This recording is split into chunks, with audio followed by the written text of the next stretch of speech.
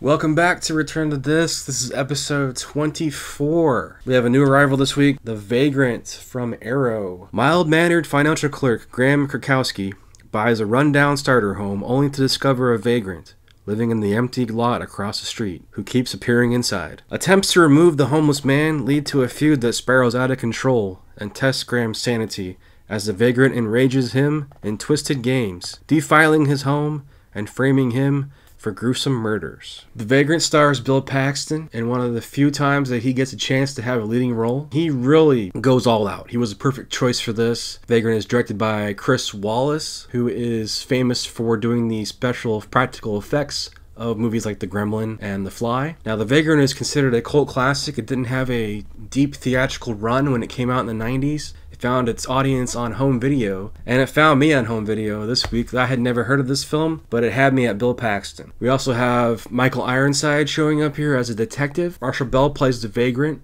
and he's in full makeup as the homeless vagrant. Basically, Graham buys his starter home, and he can't keep this vagrant out. And the vagrant becomes so attached to his psyche and gets into the mind of Graham that we really get a sense of paranoia. So much so, he changes his security system. He builds a fence outside his home. The whole perimeter is fenced in, and he puts guardrails on his windows. Then he has his girlfriend over. You're acting like a maniac. Anyway, his girlfriend ends up dumping him because Graham is so paranoid at this point, and he lets the vagrant take over his whole world instead of like trying to sell the home early on and get your money back like his friend suggests in the film. No, Graham rides it out to the point of paranoia and insanity. What could you possibly say? And he ends up losing a lot of his money and is framed for several brutal killings. And do I mean they are brutal? They are brutal. And again, it goes back to the special practical effects that are fantastic. I mean, you have bodies showing up in refrigerators and on the street and in different multiple areas. And at one point I was wondering, is the vagrant even real? Or is it just kind of in his mind? And a little bit of both. I mean, he's definitely real, but the paranoia and the control that the vagrant has over Graham is what the vagrant's motives are, as we find out later in the film. So yeah, I'd highly recommend The Vagrant. Really enjoyed it. Had a great time with it. If you're looking for 90s dark comedy. It's also produced by Mel Brooks, so there you go, comedy. But yeah, let's get into the Arrow edition here. This is the alternate artwork, commissioned artwork of The Vagrant on front. But I chose to go with the, we have a disc, a nice booklet, the retro, and then the new. Great special features here. There's several interviews that I want to touch on real quick.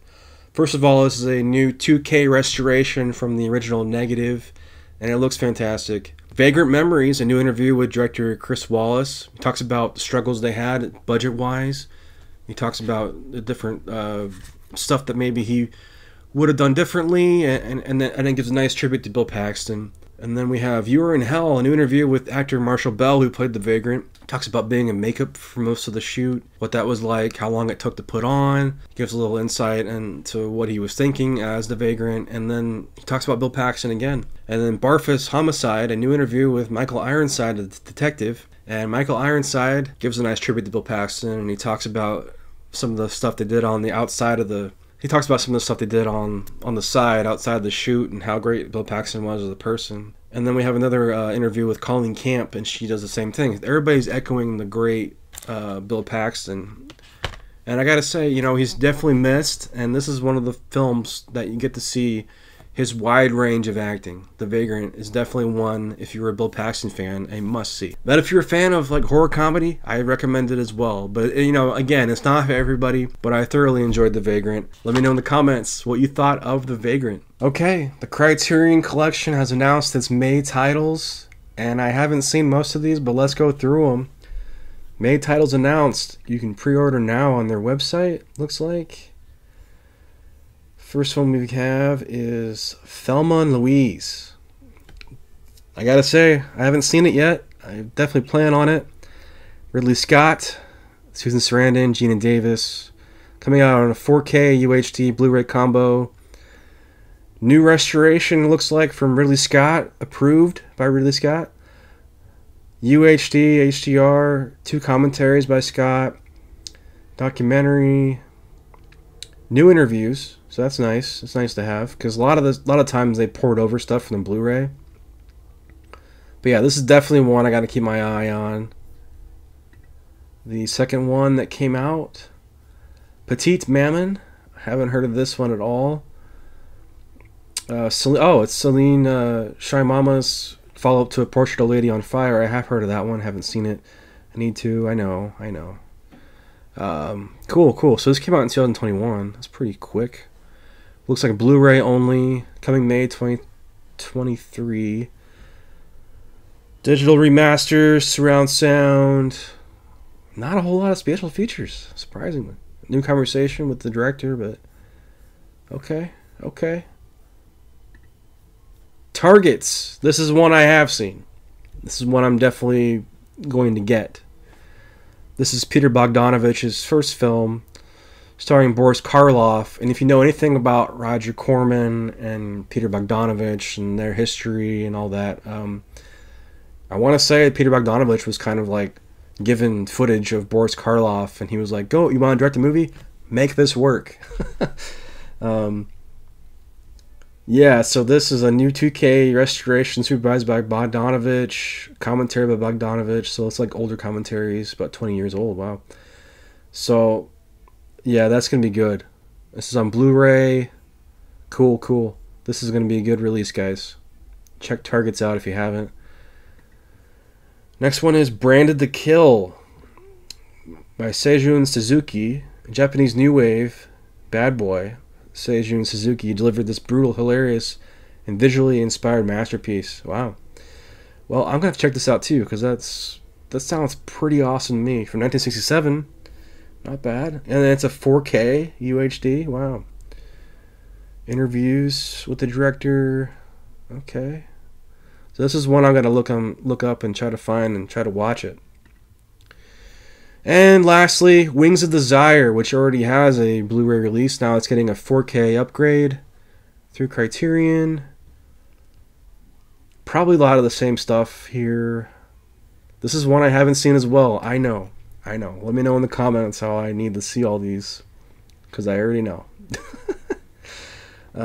Wings of Desire, Wim Wenders. I've heard nothing but great things about this, and a lot of people say this is their favorite film from 1987. So, yeah, guys, that's the announcements from Criterion this month for May. Let me know below. Are you looking at getting any of these or none of these? What are you excited about? Back to the show. Nicolas Cage has been in a lot of films lately that have been like direct-to-home video or really independent, and we're like, what is he doing? He's selling out. But no, he's putting out some of his best work.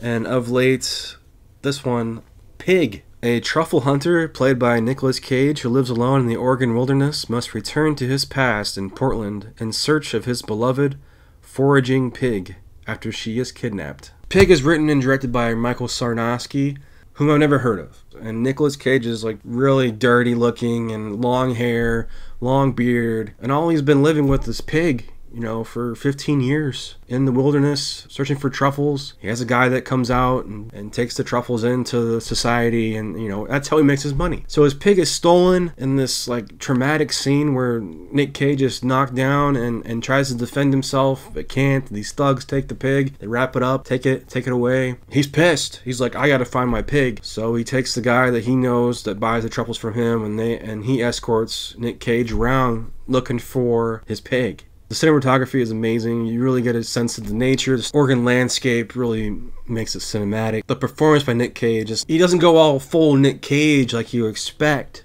It's very restrained. And you really get a sense of the pain this guy's feeling. Not only is he dealing with grief, he's dealing with now basically the person that he's been spending his life with, the pig, is stolen, and now he's forced to go out of his cave into the public eye. And we learn a lot about his character as we go on, and people recognize him. You know, it sounds silly that this guy lives with a pig and it's, you know, provides him an income, and I think Pig is really dealing with grief. How does somebody handle grief? Do they go backwards? Do they go forwards and forget about it? But in this case, this man stands still until his pig is captured. And that kind of propels him forward where he has to deal with his problems. So really, Pig is him dealing with all of the issues that he's tried to bury for the last 15 years. So I thought it was a great character study, and Nick Cage gives one of his best performances I've ever seen. If you can, check out Pig. I highly recommend it. Bonus features, there's a couple videos here that are like 20 minutes long of Nick Cage learning how to cook. So Nick Cage really committed, and there's some deleted scenes as well. So this is a nice release. Have you guys seen Pig? What'd you think about it? Let me know below. And as always, this is Return of the Disc. I'm Dan. For more Return of the Disc, visit returnofthedisc.com. Check out the audio version of today's show, available on all major podcast platforms. And be sure to subscribe to the YouTube channel.